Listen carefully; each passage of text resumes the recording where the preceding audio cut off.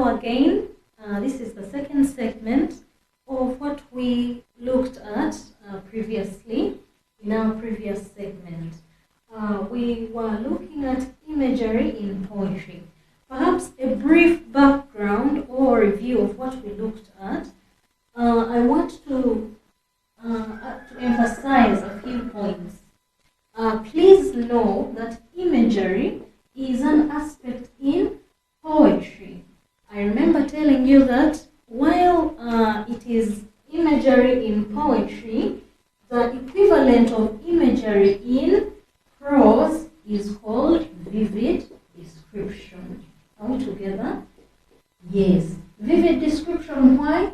Because once you are able to define or describe something vividly, such that it is clear, then the readers will create mental pictures. In prose, it is vivid description. In poetry, it is imagery. Now that is mentioned, we looked at the types of images, and in detail, we discussed the visual image that appeals to our sense of sight. We looked at the olfactory image that appeals to our sense of smell. We looked at the auditory image that appeals to our sense of hearing. We looked at the gustatory image that appeals to our sense of taste.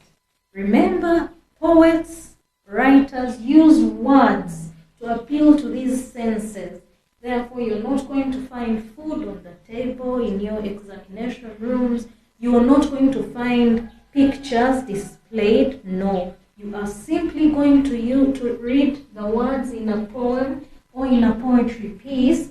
And if you can identify imagery, well and good. Now, after our review, let us continue. We were still looking at some of the types of images. And we had ended at the olfactory image. Remember, the olfactory image is that image that appeals to our sense of smell.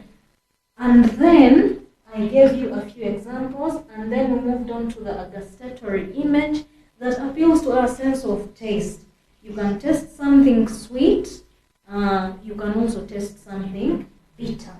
So let us move on to the tactile. The tactile image, just like you are seeing on the screen right now. Tactile images, the beauty with these words or these examples of images is that the names given to them almost imitate the senses that they represent. Girls and boys, tactile images are those images that appeal to our sense of touch. Now, I want you to pay attention here. When we are talking about the sense of touch, we are not talking about that feeling of when someone touches you. The sense of touch is in, as far as tactile images are concerned, we are looking at the aspect of warmth, heat, cold, okay? So when you read a piece of poetry, we are looking at examples on the screen, and there is a word that communicates a sense of touch, a sense of feeling to the skin. That is a tactile image. Look at the two examples that we have on the screen there. This is an example that is coming from Piano and Drums by Gabriel Okara. Rugged, fashioned with the naked warmth. He talks about warmth. All of us know what warmth feels like, okay? So you can picture or you can imagine this naked warmth of herring, feet, and groping hearts. In the next example that we are looking at, it is coming from Henry Barlow's Building the Nation. We are all familiar with that poem. And he describes the menu. He says the menu reflected its importance. Cold bell beer. Cold bell beer. Our emphasis is on the word cold. Cold like ice, something that is cold. So that is what we call tactile images. When they talk about the heat of the sun disturbed everyone, that is a tactile image. The ice cold stone dangled under the heavy rain. So when the poet uses something to do with the feeling on the skin, that feeling of either warmth or coldness or heat, or they can even talk of the surface. A surface can be rough, a surface can be smooth, something can be soft soft according to what the poet is writing about. All those are what we call tactile images. Now, so far we have discussed 5 types of images. Allow me to discuss the very last type of images, and then we shall move on to something equally important as far as imagery in poetry is concerned. The last type of image is the motile image, as you can see or displayed clearly on your screen. Now, motile has something to do with movement. You will ask me, is movement as one of the 5 senses? When it comes to literature, we expand, okay? We put out our wings and go an extra mile of looking at movement when it comes to motile images. When we talk about motile images, we are talking about those images that enhance that sense of movement. That sense of movement, as the screen is displaying right now. It can be the flapping of the wings. Flapping is a word that denotes movement. So that is a motile image. We can talk about the waving of a flag. That wave, that movement, or that motion of waving is a motile image. It can also be the hurrying clouds. Actually, that line is from David Rubadiri's An African Thunderstorm. The hurrying clouds chasing nothing. Now, when you closely study an African thunderstorm, you are going to find a number of motile images, and you're also going to find a number of the other images that we have discussed. Now, after our discussion on the types of images, I am hoping that you are writing every detail down, okay? Now, after our discussion on the types of images, what next? As teachers or as literature scholars, we do not just end at identifying an image, an aspect. You do not just end at identifying from a poem that this is a visual image. When you identify a visual image or any other type of image that we have discussed, the next question that you will be asked is, so what? Okay? Now, looking at your screen, we are going to look at the functions of imagery. Why? Why should a poet use imagery? Or why does a poem have imagery? Girls and boys, these aspects, these images, like we have discussed them, have particular importances. And these importances or functions are what we call, in prose and poetry, what we call effectiveness. An aspect identified from a piece of poetry is never complete without the aspect of effectiveness.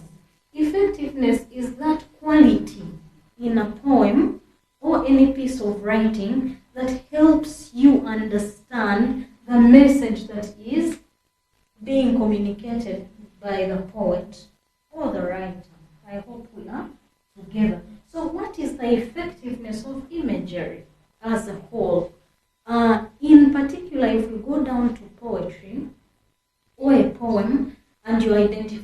perhaps a visual image, the next question will be, what is the effectiveness or what is the importance of this visual image to the whole meaning of the poem?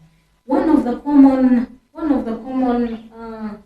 importances or one of the uses of imagery are one, creation of mental pictures. From the beginning, I have been mentioning that imagery comes from picture or image, that means picture. Therefore, any kind of imagery creates mental pictures. Number two, another importance is that imagery helps to enhance subject matter, or what the poem is, simply what the poem is about. When you use imagery, it is easy for your readers, it is easy for the people hearing your poem to understand the meaning of your poem. And lastly, imagery is important in enhancing the meaning or the message of a poetry piece. Now, when all that is said and done, I'd like to take you through, because I know my students will be curious. So what if we came across a poem? How would we go about it? If we came across a poem and we have identified the images, how do we now state it down in our papers? A case in point is the poem that I have been referring to in some of the images as we discussed, Tarantella by Helea Dallock. This is a very interesting poem. Perhaps if I should give you a brief background, Tarantella is a dance. Okay? Tarantella itself is a dance that is quite vibrant, quite active. So if you want to dance the Tarantella, be sure to have eaten food such that you can dance it. However, the poem itself is not describing a dance. The poem is a reminiscent of a time of war where people are suffering. Even the food is not really available. They have to take wine that tastes of tar. They just make merry on their own. Let us quickly study the poem. The first lines are displayed on your screen. Tarantella. Do you remember an inn, Miranda? Do you remember an inn? And the tedding and the spreading of the straw for bedding, and the fleas that tease in the high Pyrenees, and the wine that tasted of tar. Look at those bolded ones. Remember the wine that tasted of tar? We say that is a gustatory image, because we can the wine that tasted of tar is a gustatory image. So you are going to write something like this: the line, and the wine that tasted of tar.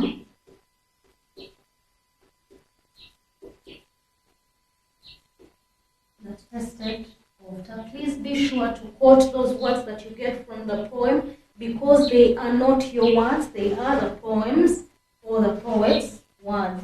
The line and the wine that tasted of tar, enhances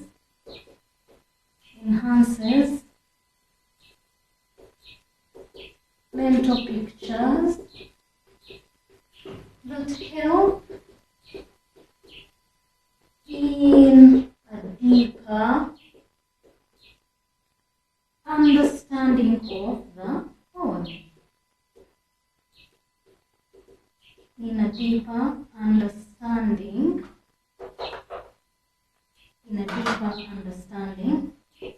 of the poem. You are going to go on identifying all the other images as they have been bolded, and that is how you go about any poem that you come across, as long as there are images.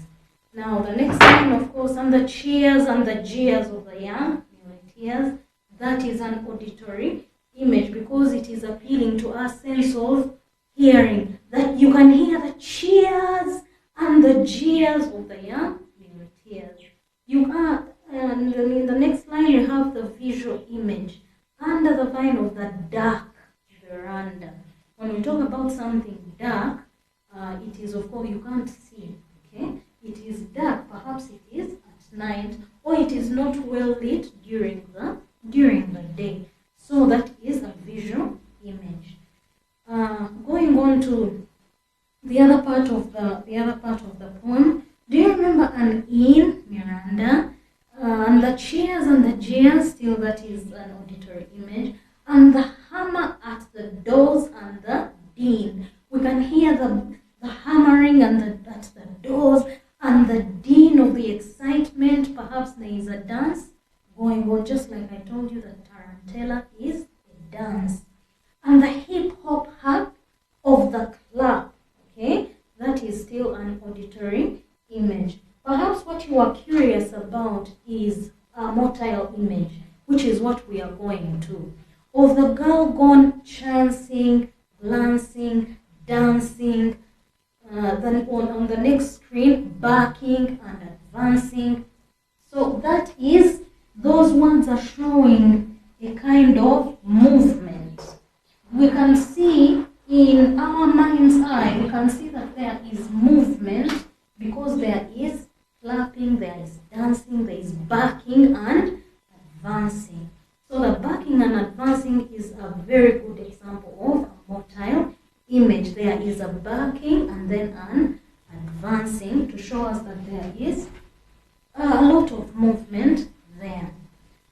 Then we have snapping of the clapper, that is the auditory image. Out and in, that is a motile image, although I did not bold it, but that is a motile image. Out and in, that is a kind of movement. And the ting-tong-tang of the guitar, that is of course an auditory image. Like I said, it is not enough to simply identify these images. Always think about the so what. When you are asked the question to identify the imagery in the poem that has been given to you, this is what you are going to follow. Identify the image. Is it a gustatory image? Now, once you have identified the image, draw an example from the poem, and then lastly give me or give the examiner the effectiveness, and then your answer or your argument will be complete. That will be an argument of a brilliant literature scholar. Now, going on, as you can see on the screen, when you study clearly, still the bolded ones are giving you images. Now, I want to tell you one thing. Whenever you come across a poem, it is not a must that all these images must appear, but it is good to identify as many as you can. Now, this is imagery. I hope you have picked something wonderful from imagery in poetry. I will say it again. Imagery is only and only in poetry because it is recited. It is something that is heard, that is felt, that is tasted, that is felt on the skin, that is eaten. Okay? So when you identify imagery in poetry, know that you are a successful literature scholar. I remain Catherine Kakwezi, your literature teacher today, and I hope that you don't just end here. Go on to research and to practice with as many poems as possible. There are as many poems out there as your hair on the head.